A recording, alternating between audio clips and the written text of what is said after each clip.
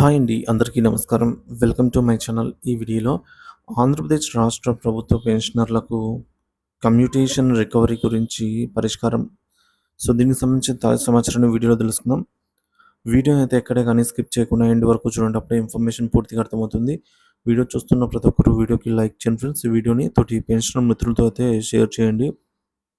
కొత్తగా మన ఛానల్ చూస్తున్న వారు సబ్స్క్రైబ్ చేసుకోకుంటే వెంటనే మన ఛానల్ అయితే సబ్స్క్రైబ్ చేసుకోండి. దీని ద్వారా నేను చేసే లేటెస్ట్ వీడియోస్ అన్నీ మీ వరకు రీచ్ అవుతాయి.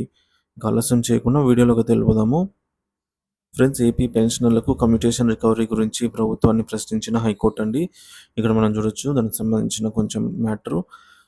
The writ petition by WP number 25633 of 2024 of Sri Jayanti Satyanarayana Murthy and others is listed today as item number 5 before the court number 1 division bench, presided by the Honorable Chief Justice of Dheeraj Singh Thakur and Honorable Justice Sri Chemalpati Ravi.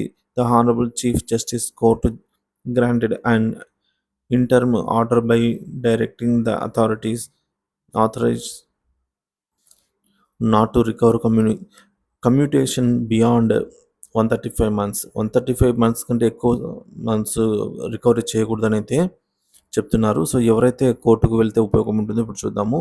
October నెలాఖరు వరకు commutation amount కనీసం 135 నెలలైన recovery జరిగిన వారు మాత్రమే కోర్టును ఆశ్రయించవచ్చు.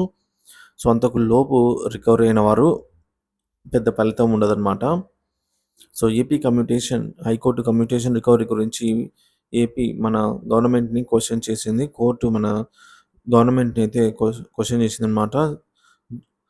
Court judgement మేమే ఇవ్వమంటారా, లేదా మీరు రిప్రజెంట్ చేసి ఉన్నారు కదా మీకు ఉద్యోగ పెన్షనర్లంతా కూడా, మీరే పరిష్కారం చేస్తారా అని అయితే గవర్నమెంట్ ప్లీడర్ జీపీ సార్ను కోర్టు అడిగింది. దానికి సమాధానంగా గవర్నమెంట్ తరపున న్యాయవాదులు 2 వారములు టైం కోరారండి. కావున తర్వాత ఏపీ హైకోర్టు జడ్జి గారు అయితే ఈ నెల 26వ తేదీకి కేసును వాయిదా వేశారు. కావున పెన్షనర్లంతా కూడా 26వ తేదీ వరకు వేచి చూడవలసిన అవసరం అయితే ఉంది ఫ్రెండ్స్.